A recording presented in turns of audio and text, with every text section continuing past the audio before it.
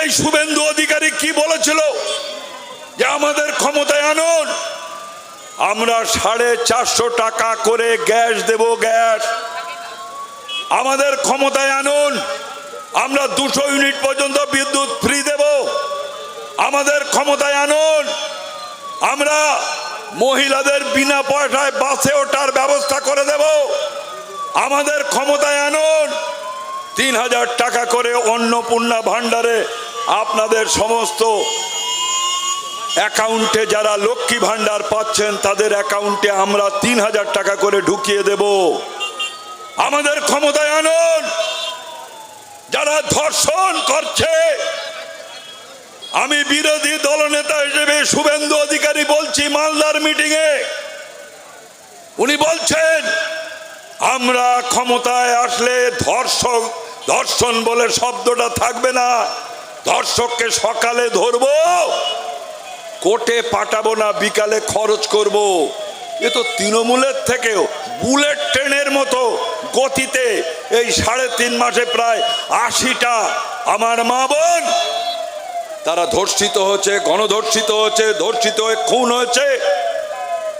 তুমি তো বলেছিলে শুভেন্দু অধিকারী যে আমাদের ক্ষমতায় আনুন, ওই একটাই মাত্র ঘটিয়েছে বারুইপুরে, ওই যে প্রভাস মণ্ডল, সে তো 1 নম্বর সাক্ষী বারুইপুর কাণ্ডে, 1 নম্বর সাক্ষী।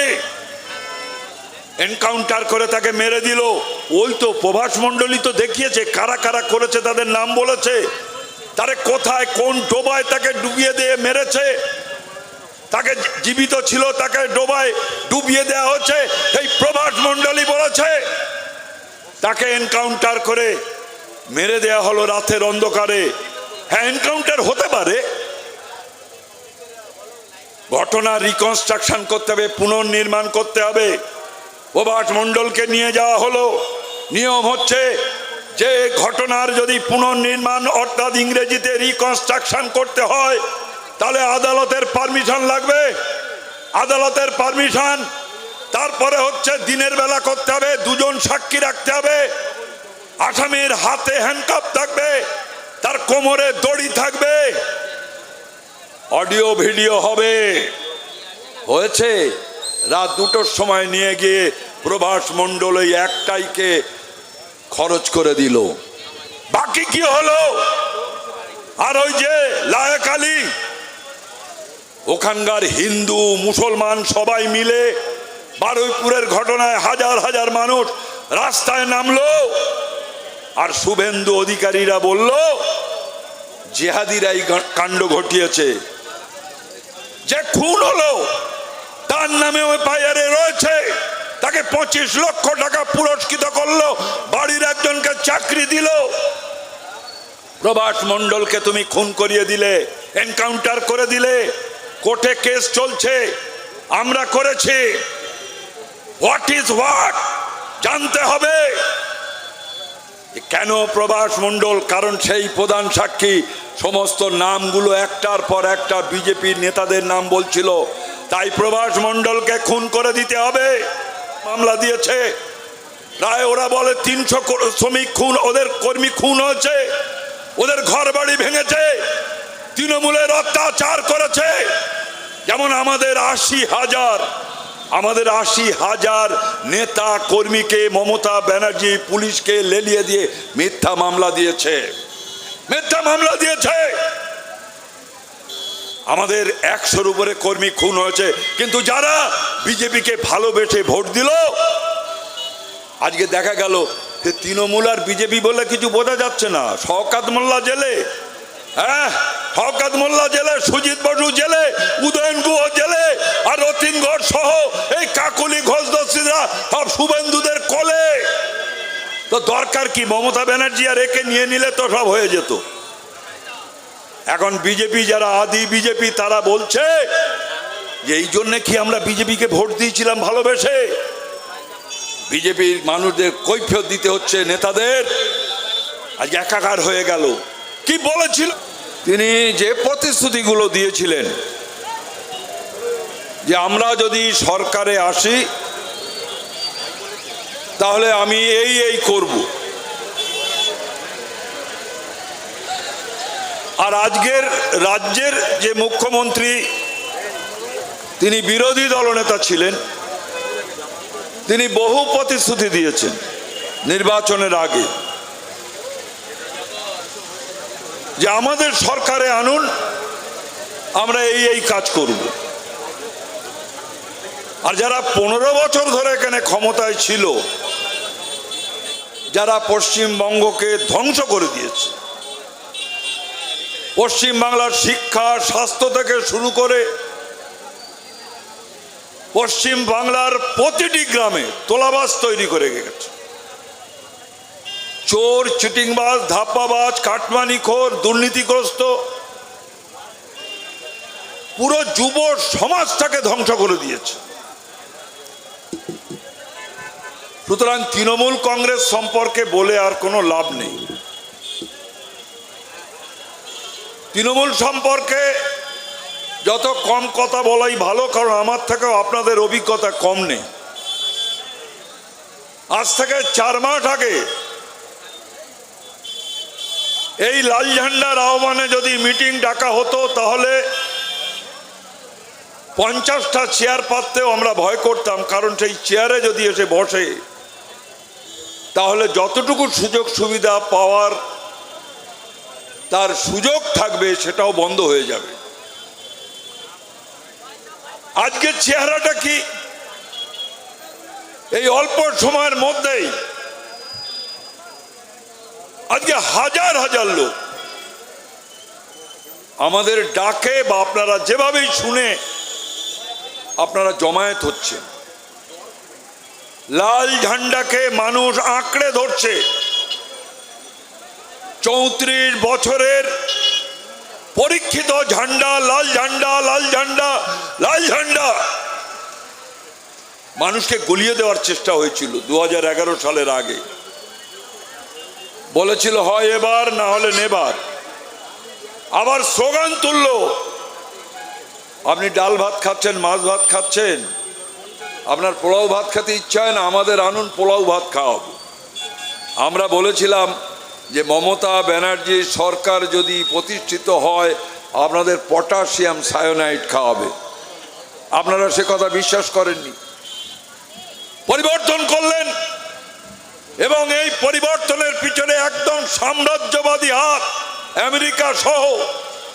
আর আমার দেশে, আমার রাজ্যে বিভিন্ন অশুভ শক্তি, অতি দক্ষিণপন্থী আর বিশেষ করে মুসলিমদের ভোট কাটার জন্যে এই সিদ্দিকুল্লাহ, জামায়াতে উলামা হিন্দ, এই সিদ্দিকুল্লাহ বড় মসজিদের বরকতি এবং তোহা সিদ্দিকী ফুরফুরা শরীফের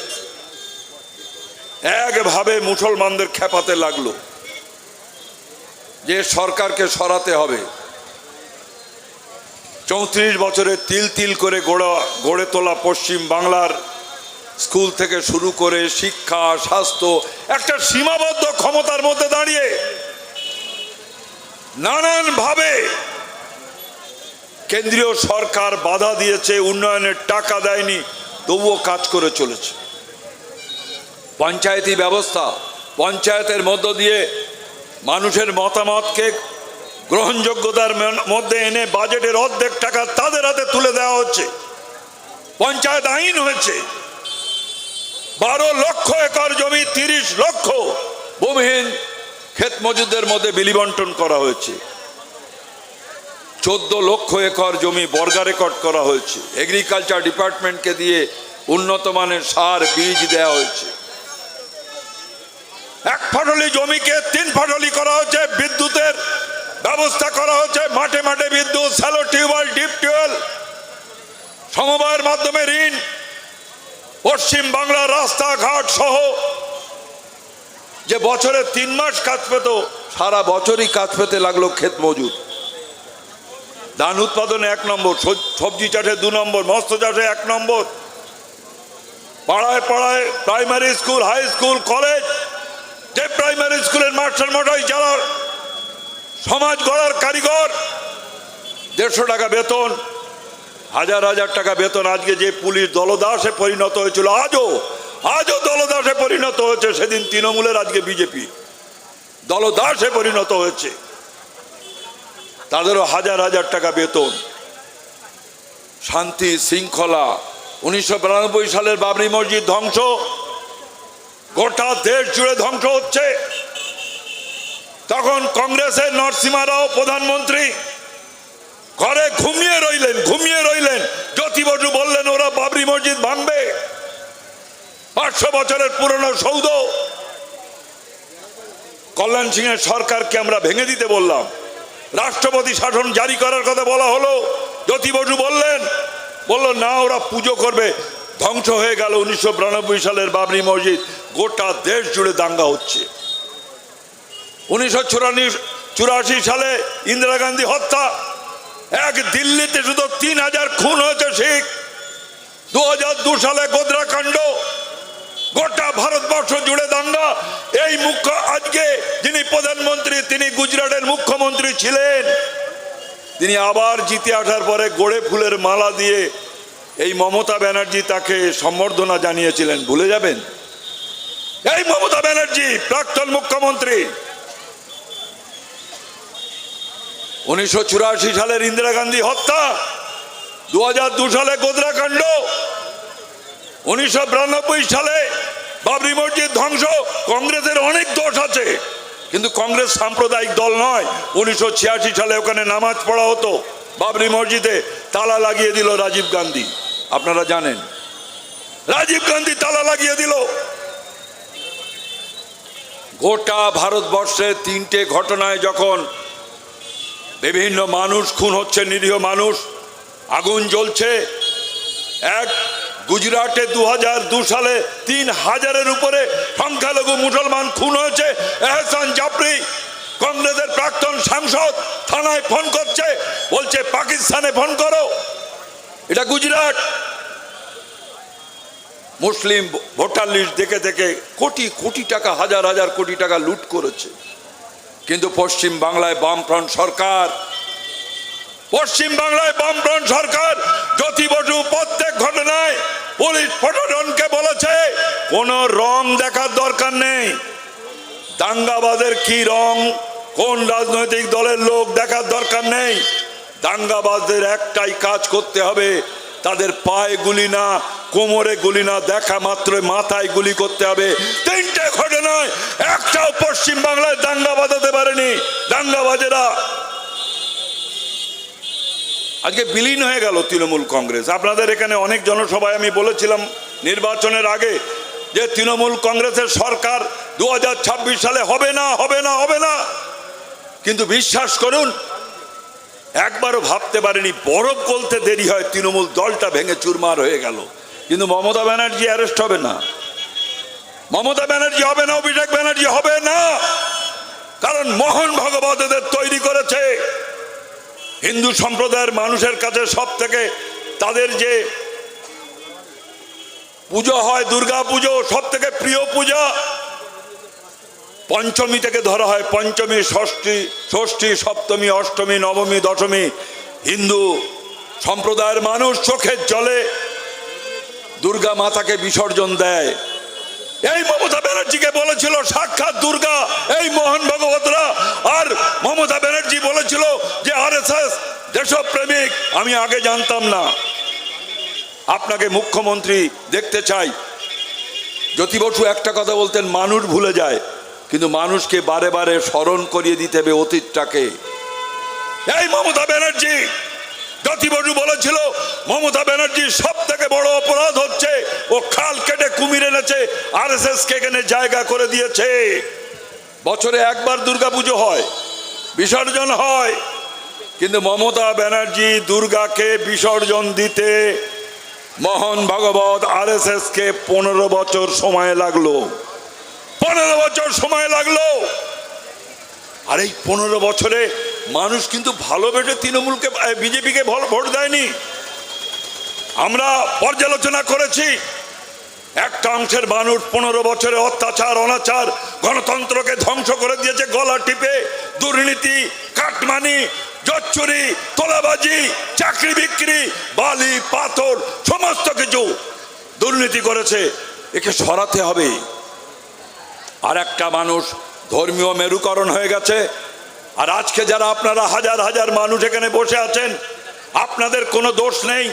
আমাদের নেতারা আমরাও বলতে পারিনি যে এবারে সরকার 26 সালে আমরা তৈরি করব, আমরা কথা বলতে পারিনি।